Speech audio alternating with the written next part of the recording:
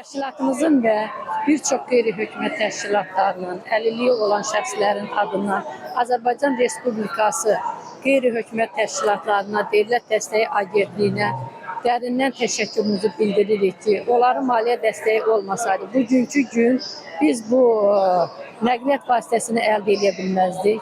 Yəni ki, bu Azərbaycanda yenidir. İstəyərdim bunun davamı olsun, sayı artsın. Əlilliyi olan şəxslərimizin ələ baxımlılığı azalsın. Bizim layihəmiz bunlar bu sərgi ilə bitmir, yürüyüşlə bitmir. Bizim 5 dənə təlimimiz olacaq. O 5 təlimdə əlilliyi olan şəxslərin bu volomobilin idarə edilməsini öyrətməkdir. Bu istəyənlər biz indi elan verəcəyik. Kimlər istəsə gəlsin.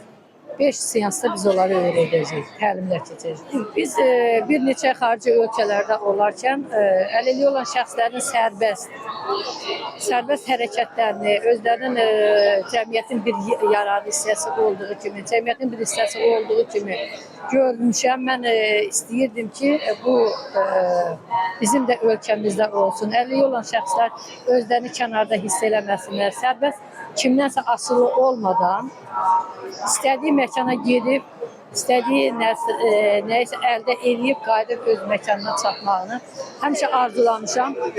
Bəlkə bir 20 ildən artıqdır bu mənim beynimdə, şuurumda, hər zaman xəyalımda olub ki, bunu mən həyata keçirdim.